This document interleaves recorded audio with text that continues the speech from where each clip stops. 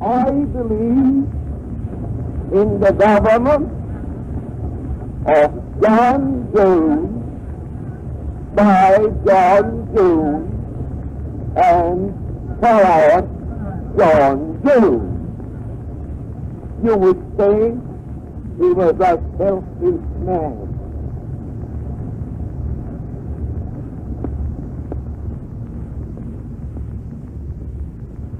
It is no true principle of government. The only principle of government laid down in the Word of God is the government of the people by God and for God is theocracy. The kingdom of God must be established upon this earth. Christ came to do it, and he will fulfill his task. His gospel was the gospel of what? Audience, the kingdom. Yes, the kingdom of God. And the kingdom of God must prevail. And all other forms of government must eventually go. I at the same time declare that in the Constitution of each nation, the name of God must be placed, and the authority of God must be recognized.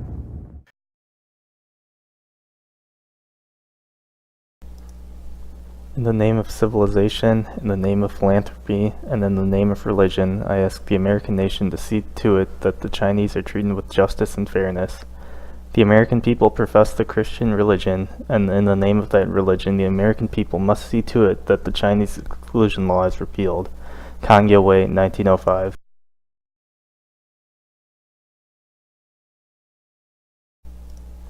Reporters from the Leaves of Healing wrote, "The greatest living statesman, philosopher, and reformer of the greatest empire, numerically of the earth, spoke to thousands of the people of Zion City and Shiloh Tabernacle at the regular midweek rally on Wednesday evening, May 24th, 1905.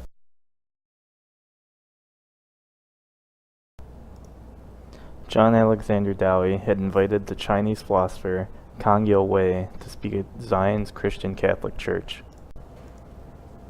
Dowie claimed that Kang had been a longtime correspondent of his, and this would be their first meeting. Kang was in the Midwest to promote the Chinese Empire Reform Association, and he spent a few days in Zion to tour the city and speak about the need to repeal the Chinese Exclusion Act. The Chinese Exclusion Act was a law put into place that barred Chinese people from entry to the United States, besides a few limited number of skilled workers.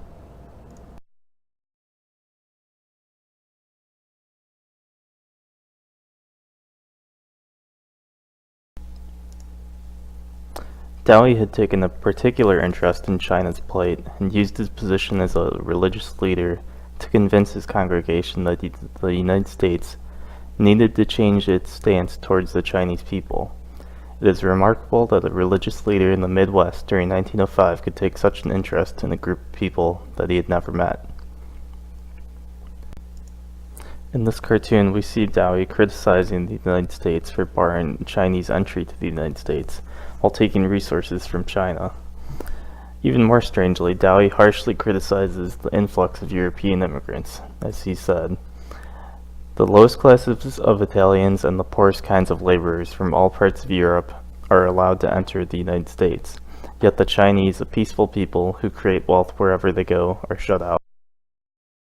Perhaps this was the great humanitarian that so many people described Dowie as, and typical behavior for the man who referred to himself as Elijah, the first apostle. Both of these figures represent a number of progressive ideals which reveal that the city of Zion was a much more complicated place than a religious utopia would imply.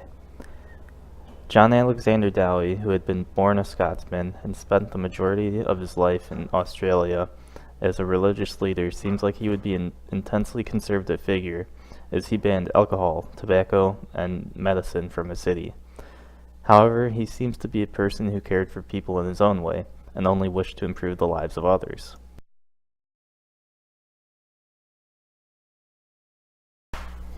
Kang Youwei was one of the leading thinkers during China's revolutionary period at the end of the Qing Empire.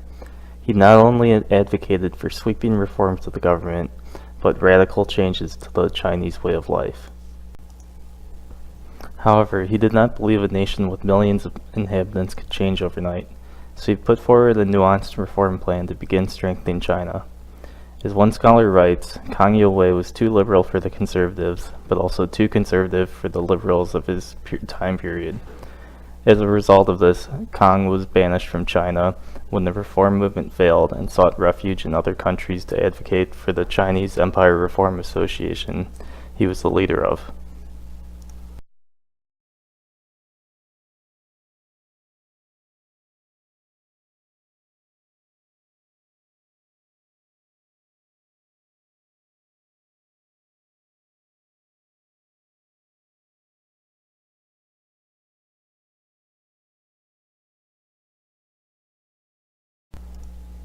Inside of the Shiloh Tabernacle at Zion, the two leaders met. Reporters from the Leaves of Healing, a Zion newsletter, claimed that the building was filled to capacity, which would be at least a few thousand audience members. It must have been a strange sight seeing Dowie, a small Scottish man in his formal religious regalia, across from Kang, who was wearing traditional Chinese silk clothes, as was appropriate for a man of his rank. Kang did not speak English, so he relied on a translator from his entourage.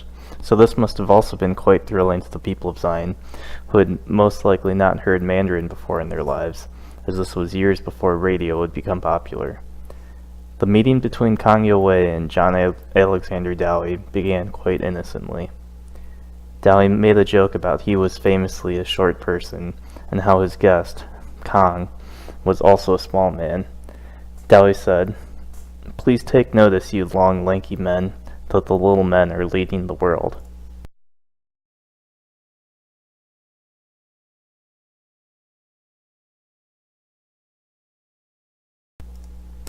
Dowie and Kang each began taking turns praising the other for their work, while continuously expounding on how important it was that the American people do something to help China, both with the Chinese Exclusion Act and also to provide their support to the causes of the Chinese Empire Reform League. Notably, Dowie repeatedly attacked the Dowager Empress Cixi, who he and Kang believed was the reason for China's inability to progress with other nations. Cixi has been famously vilified by Chinese and Westerners alike because she represented the reactionary Qing government, which would not change their ways to fit a modern world. And even when Kang Youwei and his supporters had attempted to reform the Qing government during the 100 Days Reform movement, she stepped in to stop her nephew, the Guangxu Emperor, from enacting any reforms.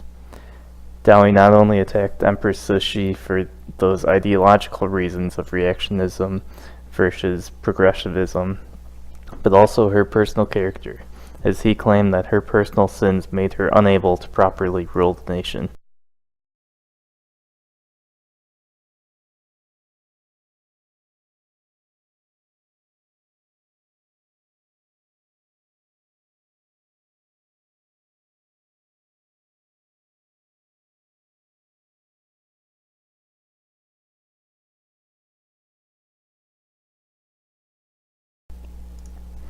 Kang Youwei's most important ideas were that despite the differences in culture between the Chinese and Americans gathered there in Zion, that they needed to be free to travel and communicate with one another to promote mutual understanding and improve each other's livelihoods.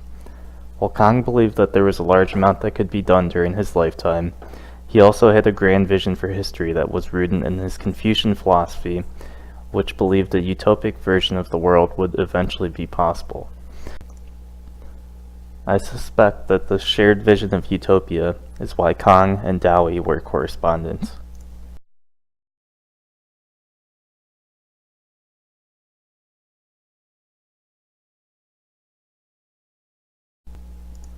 Kang had brought with him a considerable retinue of his students and other members of the Chinese Reform League.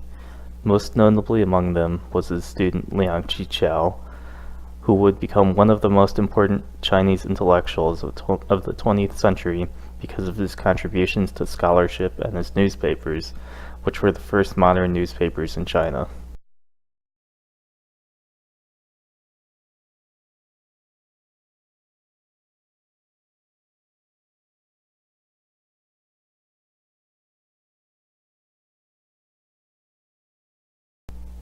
As the meeting came to a close, Dowie urged all of his followers gathered there in Shiloh Tabernacle to pray for China and to pray for the repeal of the Chinese Exclusion Act.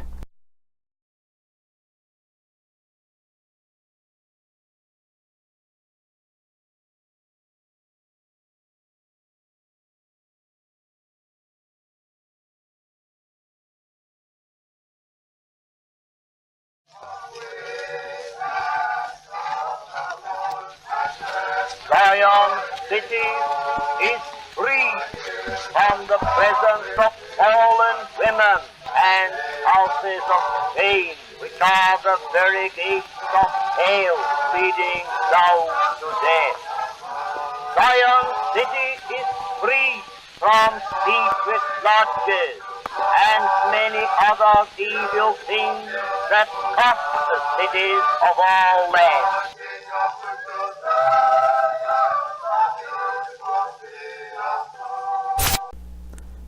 America has served as the destination for the millions of immigrants who've reached her shores, and some have created their own holy cities within the land of opportunity.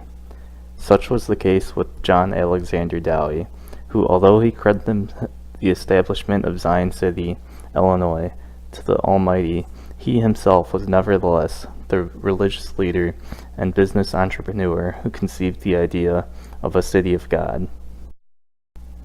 Dowie, a Scotsman whose birthplace was Edinburgh, was a person marked with potential throughout his life. He was an exceptional child in several ways. He was said to have read the Bible through at the age of 6 and had signed a temperance pledge the same year. While in grammar school, he won the Dux Medal at the Arthur Street Academy for excellence in his studies.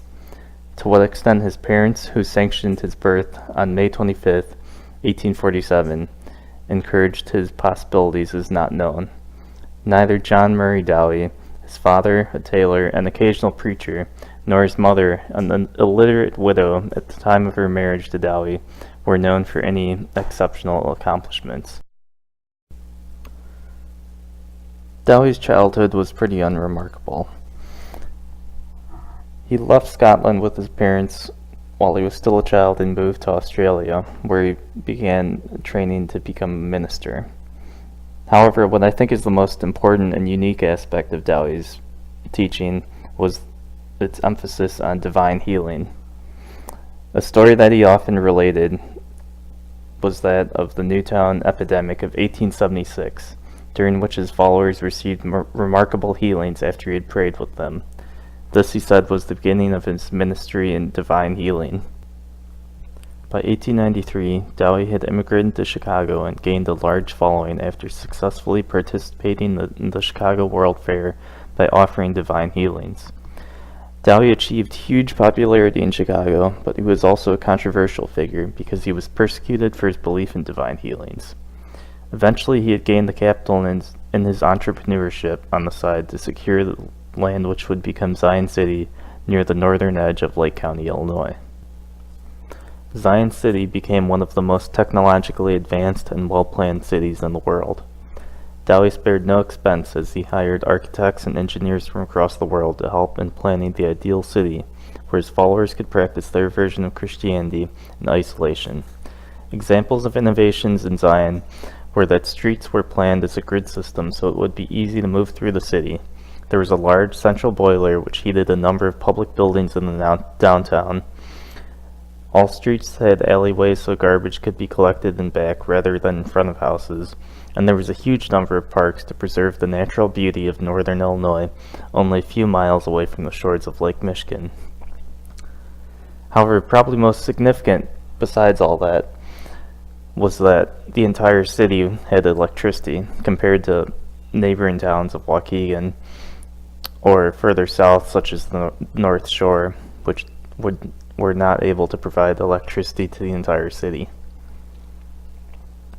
Zion continued to prosper under Dowie's leadership as people from 72 different nations moved to Zion City, and the college was founded so that the city had an entire functional education system from preschool to adulthood. What I find most interesting is accounts from people of all different classes and creed who came to Zion and were accepted as members of the community so long as they obeyed the laws, even if they were not believers in Dowie's Christian Catholic Church. Zion had Black, Native American, and Asian council members, long before any other settlement in the area. Women were even eligible in secured offices in local government along with leadership positions in the church. It is amazing how much social harmony there was and how Dowie was able to isolate his community from other issues such as racism and misogyny. While Dowie is surely an important figure in Chicagoland history, even more important to world history is Kang Wei. He represents a generation of Chinese intellectuals who saw repeated challenges to the stability of Chinese culture and Confucian traditions. Kang was a noted Confucian scholar for his treatises on the history and authenticity of disputed Confucian classics.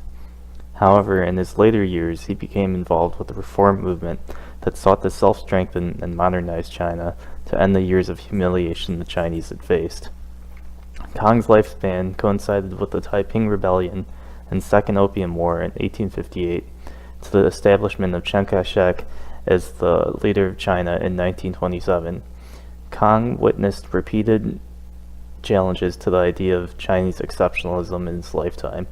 I suspect that this is why his philosophy turned away from the conservative ideals of the government and wished to transcend tradition so that China would no longer be abused.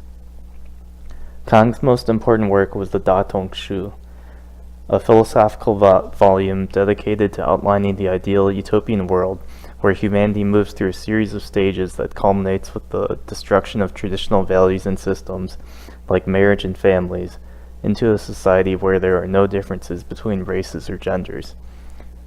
The government and his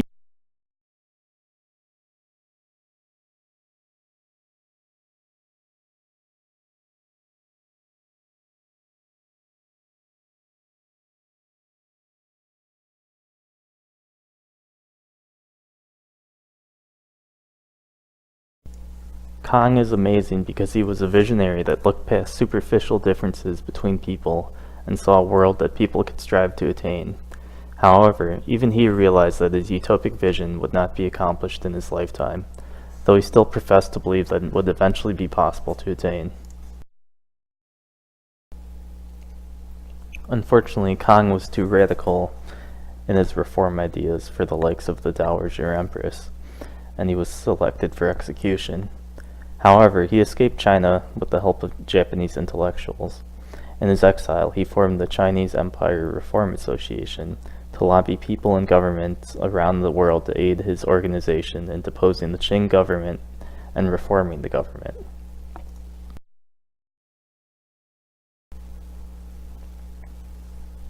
Both of these men lost their power soon after this meeting, as Dowie suffered a stroke a few months later and was unable to lead Zion any longer. He eventually died 2 years later. And Kang Wei fell out of favor with his fellow reformers and led a quiet life soon after.